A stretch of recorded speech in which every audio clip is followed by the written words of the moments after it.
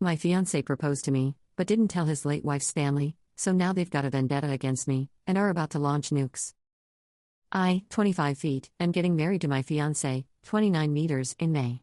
When we first got together, he told me that he had been married from 20 to 22 years old to his high school sweetheart. We met when he was 25. She passed away from sepsis due to a botched surgery. He didn't cope well and stayed in contact with her family, namely her father and two sisters, who are now 19 and 24 years old. In the beginning, it was a sensitive issue for me because there was so much history between them that we would not have. It was tough knowing that she was always around him in some way. I never told him about my feelings and decided to work through it on my own, especially since he would often spend time with her family during our relationship. On her birthday, their anniversary, and the anniversary of her death, he would spend the day with her family. It was uncomfortable at first, knowing the man I loved was reminiscing about his past love, but I kept trying to see it from his perspective. Over the last couple of years, I have become completely secure in our relationship, and it doesn't bother me much anymore. Well, he proposed around this time last year, and I was over the moon. I love this man with all my heart, but I recently learned that he never told her family about our engagement. I've been trying out local coffee shops instead of my usual run, and at a new one, I encountered her younger sister. Other than the awkwardness, she did a double take when she saw my engagement ring and looked really unhappy. I didn't mention it and left. My fiancé told me that she kept messaging him on social media about it, and I wasn't happy that he had kept our engagement a secret. He apologized and was very regretful.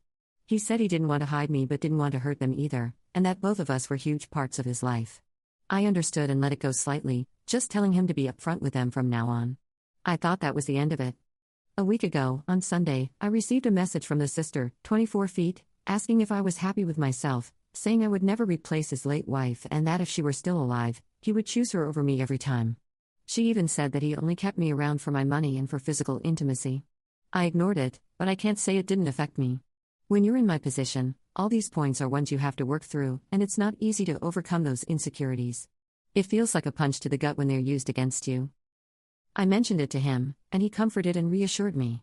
He said he would set boundaries with her, and I would never have to hear from her again. That was fine by me. However, I found my car with tramp and grave robber smeared in red paint. I had saved for this car for a year, and it was expensive, very expensive. The tires were slashed, and the windows cracked. I asked the store a few doors down for their CCTV camera footage of that night, but it was blurry and didn't catch much. It did manage to catch half a license plate and the color and make of a car. It was his late wife's youngest sister's car. I told him I was filing a police report, and he asked me to hold off until he talked to them first. I told him no, but I would hold off if they paid for the damages and apologized to my face. He set up the meeting for last night, and it didn't go well, to say the least. Everyone was shouting. The sisters told me they had nothing to be sorry for and that I should leave their family alone, including my fiancé. He told them it wasn't fair for him to be lonely forever and that he had hoped they would be supportive of him finding love again. They said he was betraying his late wife and that he never loved her if he would marry someone else. They didn't have a problem with him having a new girlfriend because they thought he would realize she was the only one for him and get tired of me. Now that hadn't happened, they were putting their foot down. The youngest told him to tell me that they were right and that he would never love anyone like his late wife. My fiancé broke down at the table. I picked him up and made us leave. I told them I would be filing a report and suing for damages, and the next time they saw us would be in court. When we got back and calmed down, I gave him an ultimatum: either he cuts contact with them, or we call off the wedding and go our separate ways. I wasn't going to live my life with this harassment and someday subject my children to their bullying. He said they would never bully a child, but I pointed out that he didn't expect any of this either. He called their father, who was fairly chill about it all but still defended his daughters. They said I shouldn't control him and that I was horrible for cutting them off. I don't know what to do. I can't live like this, and I don't think I should have to just because we're getting married. What do you think I should do? Update 1. Hey everyone, just a mini update to clear some things up before I have a discussion with my fiancé either later today or tomorrow about my ultimatum. I didn't sleep at all yesterday or the night before, for obvious reasons. There's a ding on my phone at least once an hour from them saying one thing or another, mainly the 19-year-old, and I don't know what they've told people, but I've received messages from one of their uncles and grandparents calling me horrible things too. So, obviously, they've been spreading what's happened this week and twisting it. I haven't blocked them because I want to gain as much evidence as I can for the inevitable case. Regardless of any outcome with my fiancé, I will be suing and filing a criminal case for harassment and vandalism and looking for a restraining order. I just haven't had the mental fortitude to do so yet. I'm hoping my fiancé will help me. I haven't spoken to my fiancé since the argument at the table, other than to tell him they go or I do. It was my choice to give him a couple of days of space to come to terms with everything, and I will contact him when I'm ready. All of this, from the first message until now, has been a week. It's a huge weight to contemplate leaving people you've known for 15 years and who you grew up with. He did set hard boundaries with the sister from the coffee shop, as I've seen the messages. He said, paraphrasing, "You have no right talking to her at all if this is how you're going to behave. She doesn't deserve this and you've gone too far. Why are you being like this?" And she responded with more name-calling and back and forth. He ended by saying not to message me again and to make sure everyone else does the same. I was happy with that. At this point, only one person in that family had an issue, to my knowledge, so it was silly to have him cut all of them off. It may not be enough for some, but it was enough for me to feel safe and comfortable. For those saying he needs therapy and counseling, he's already getting it. He's been getting it since before we even started dating after an incident at work. I don't know about any of their family, though. The first time I had a conversation with any of them was that night. Some people are wondering what his late wife died of, and it was a botched weight loss surgery where she died of sepsis. People were wondering if he was somehow the reason behind the surgery, hence the family's insane reaction, but he was not in the slightest. He likes bigger women and wouldn't pressure something like that onto her, speaking from experience. I also want to clear up the not calling the police about the car thing. It was entirely my idea to not file charges in exchange for a face-to-face apology and damage payment. He only wanted me to wait so that he could talk to her to see if she regretted it, and then have her father pay the damages. At the time, we thought it was just the 19-year-old that smashed up my car, not both daughters. Neither of us wanted to ruin her life. When I found out it was both of them, it was full steam ahead. Thank you all for your messages, and hopefully, I'll have a positive update for you tomorrow. Update 2.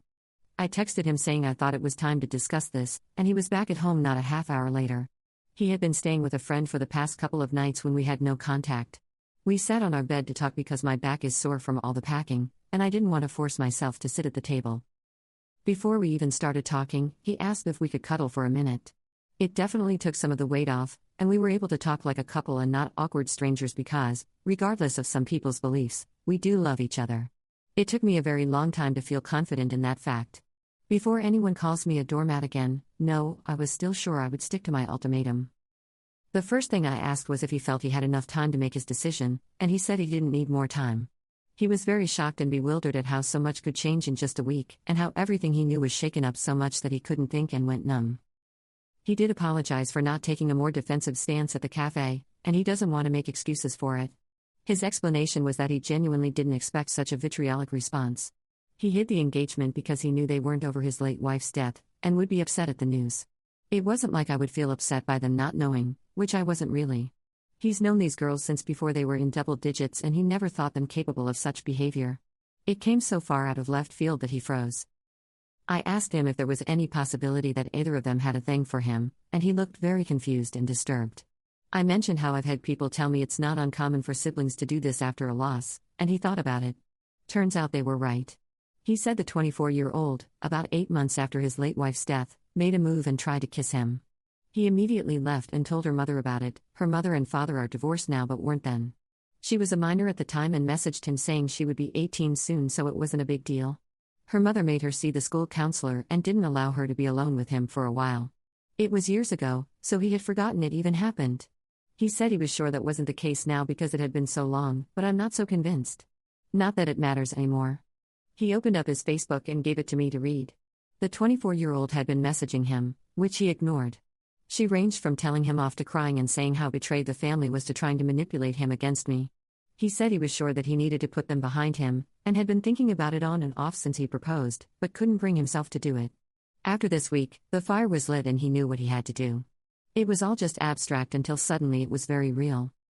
He asked me how I'd been coping and I told him. I felt like I'd done everything right, but somehow things turned out worse than if I'd been the jealous type and stopped their contact at the beginning. I tried to be understanding and put in so much effort to be secure in myself and our relationship, only for everything I worked on to be thrown in my face like I was a mistress that was cheating with him. He didn't blink the entire time and just listened. He said he should have been more observant and realized I was struggling with this so that he could help me, but I've always been the strong one, so he neglected too, and he'll do better. As I've said in a few comments now, his parents had him in their late 40s and are retired. He hates to involve them in negativity, but I was stunned when he said he's been talking to them about this since the first Facebook message. They were very understanding, but his father took a tough love approach. He said the best quote I think I've ever heard: "Get your act together before the jig is up." They offered to come stay for a while and help us move. I don't think that's necessary, but I really appreciated the thought. On the subject of moving, I made it clear that I would not be living in this house any longer than I had to, and he completely agreed. His parents offered to find us a place in their state if we wanted to have more of a support network, and I'm honestly considering it after all this. They're only a state away from my own family, so we'd be a lot better off. His job is remote, and I should be able to find work there easily enough. I've been in contact with a friend who's a mechanic, and they've quoted me between $1,000 to $2,000 for the damages, but that's in a cost estimate as a discount. A few people have said to get a real statement and to shop around. The real cost is between $4,000 to $5,000, and that's just for the noticeable damage.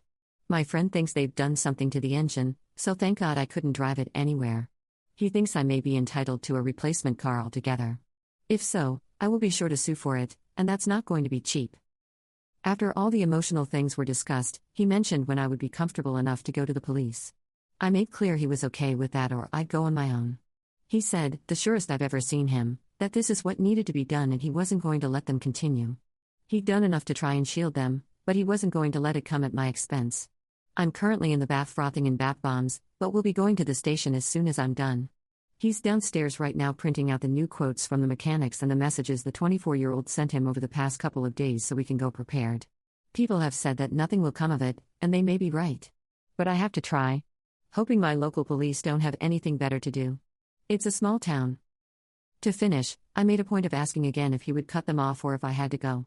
He didn't miss a beat and said that they're no longer going to be a part of his life, even if I decided to leave. He did ask for one last meeting to say goodbye to their parents, and to put a close on that part of his life, and to explain to the girls that this is not my fault but his decision after seeing how cruel they were capable of being.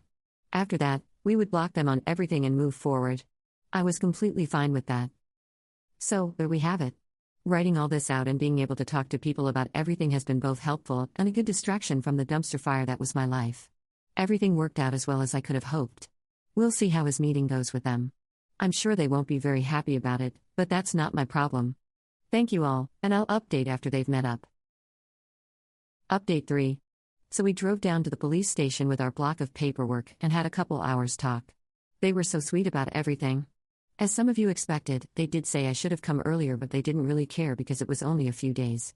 They said that it often takes people about this amount of time to actually file charges if they weren't in immediate threat or danger, so unless someone was about to throw punches. I handed them everything and it looks like I've got plenty of evidence. They'll be contacting my insurance on my behalf to get the ball rolling and so they can come to do a check of my car themselves. And then they can open a claim with me if I want. They're not filing a claim, they're just notifying about the criminal damages. I filed criminal charges for harassment and vandalism and they'll notify me with more details about my restraining order this week. My fiancé told the police that he was planning on meeting with late wife's family and asked if that would contradict my case and they said no. We're not married at the time of filing, so legally we're two separate entities in the case. Or something. So, my car is totaled. My mechanic friend, I'm gonna call him Tom because I can't keep saying my mechanic friend. So Tom and his partner at the shop did a full check on my car and this is the damage they found. Shattered windshield, 4 slashed tires, 2 broken windows, paint, obvious, I think, unknown substance in the engine oil and finally battered bodywork. They said with this amount of damage, I should just go for a new car, so that's what I'll be doing. If anyone is curious, it was a Volvo. I'd always wanted one and managed to buy one new 2 years ago. Either they get me a new car if they'd be set back about $60,000. Either way I'll be alright. The amount classifies the vandalism as a felony so they could be looking at jail time too. My fiancé met with the family on Saturday and Tom sat by the window. I currently live in a one-party state, so as long as my fiancé consents, the recording can be used in my case. While it may not be as drama-filled as some of you may want, it was still pretty stressful to see. They met at the same cafe that we did before and Tom sat a few tables away. Fiancé arrived after their father and before them. For the best because they managed to have a calm conversation for once. Fiancé told him how he was feeling and father-in-law was very understanding but still trying to minimize. He was saying things like they miss her and they'll come around and just need time to come to terms with you moving on. He kept trying to initiate paying for the damages but fiancé wouldn't talk about it until the sisters arrived. It was like butter wouldn't melt with a 24-year-old but 19 came in like the Tasmanian devil. My fiancé didn't acknowledge anyone until it had all settled down, where then he said this would be his last meeting with all of them and they'd be going their separate ways. He turned to the girls and said that he would miss who he thought they were, but the way they could treat people horrified him, especially me. He said that this was all him and they needed to accept that I was not to blame. He even said that it was me who offered the apology in exchange for not filing charges. The 19-year-old then interrupted, asking what charges and that no one was going to charge them for barely touching a car. She was a deer in headlights when he asked what they'd done to the engine oil, and the two looked at each other. Seems they didn't expect me to find that out. Cue up the groveling. The 24-year-old actually tried to touch his hand and told him he had to stop me pressing charges because this would ruin her and interfere with a 19-year-old's college. He said it was too late and the cops should be issuing a warrant soon, it can take a few days. I thought it was an instant thing, but apparently not. This is when their dad got involved again and said for everyone to calm down and fix this like adults. Now he wants his girls to be adults. I see.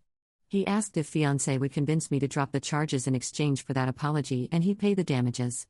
When my fiancé said it was $60K, the eyes he gave to those women would shave the hair off a cat. The video wasn't the best, but I swear I could see the color drain from their faces. I may sound awful, but I enjoyed it. Call me what you will.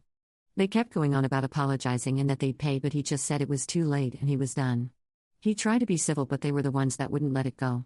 24-year-old actually asked him to set up a meeting with me so they could get to know me and put it all behind us. He didn't reply, and after the silence they piped up again like, so she won't even meet us? So she's behind all this because she doesn't want us around. We'll see about that. Not using exact quotes because I don't know if I'm allowed, so not risking it, things like that. They went on, and frankly it was funny more than hurtful. But they did incriminate themselves more and more for my harassment case, and the nail in the coffin was when the 19-year-old said if we can do that to a car, imagine what else we could do. That, my friends, is both a confession and a threat of bodily harm. My fiancé said one loud stop before wishing Phil well and telling the girls to not come near me. He then got up and left. That's where the recording ends because we wouldn't be able to use anything afterwards anyway. As for moving, we're pretty much all packed up and have a truck coming on Friday. We'll be staying with his parents until we find a place. We're looking at buying this time, but might get an RV in the meantime so we're not all stepping on each other. I doubt his parents would mind at all, but this is the last update for a while, I think. I have a wedding to finish, a venue to change, new invites, etc., and less than 2 months to do it. Send help. But thank you all for being ears and helping me get through this. If only to distract me from ruminating and digging a huge mental hole. Update 4. So it's been a while, guys. Calling the past few months a roller coaster wouldn't quite do it justice. A lot has happened and I hope I don't leave anything out. Here goes. So, first off, we've moved away. We're only a couple towns over from my husband's parents, legally, but we kinda just live in their backyard, and my own are the next state over. Hallelujah. It's been really great living in our new RV, and we've been able to take small trips now and then too, which has been great for a breather. Took a chunk out of our house savings, but we're not too worried about it. Looking for a house has been fun too. I can't speak to what might have happened, but by a stroke of luck, the warrants came through the day before our moving day and the sisters spent the whole move in police custody. I'm sure it was not as formal as cuffs and interview rooms, but I like to imagine it that way. So we didn't have to deal with any drama that for sure would have happened otherwise. As I said before, we didn't block them because we wanted to keep the line open for more evidence, and boy was that a good idea. The 19-year-old has only now stopped sending me messages. Started off pleading and hoping for a meetup, then went on to calling me names and such for trying to ruin her life, but the past few weeks have been pure rage, which has been draining if entertaining. She says she'll find me and I'd better watch my back, blah blah blah. My printer has been working overtime, as you can imagine. So many receipts to give my lawyer. The 24-year-old is still working on my husband, but it reached ahead a few days before the wedding.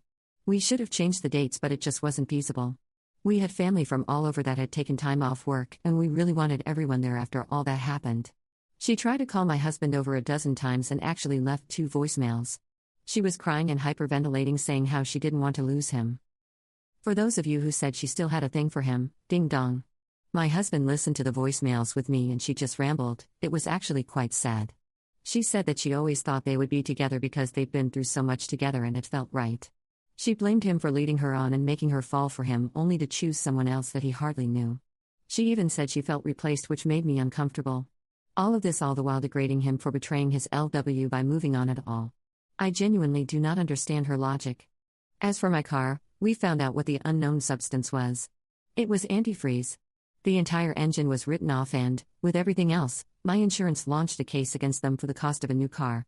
I was expecting $60K or so, but Tom, my mechanic friend, said to ask for more based on current market value and such. They came back with a new offer of 75K. It took over a month for the money to hit my account, but I got it.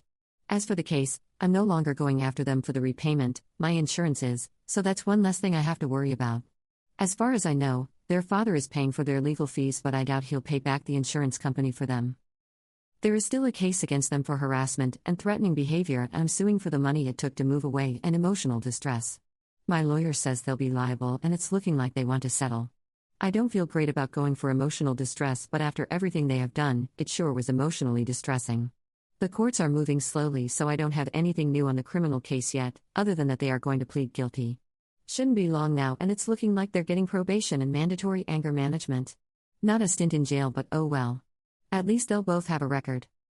My husband was down for a while since we left, but he hasn't wavered in supporting me. He's getting back to his old self now that he's settling in at work here, and he's enjoying being closer to his parents. It's been great for our relationship too, because we all get on so well. As of the 21st, I'm a married woman. It was very hectic and stressful to change basically our entire wedding in 2 months, but we did it, and our guests were so understanding. We had to settle for a few things like our cake and catering, but everything else worked out amazingly. Now, we couldn't imagine it any other way. It happened as it was supposed to. All in all, things are going well, and thanks everyone who got invested. It's been a tough journey. I'm just glad to have them out of my life. Hope you all have a good life too.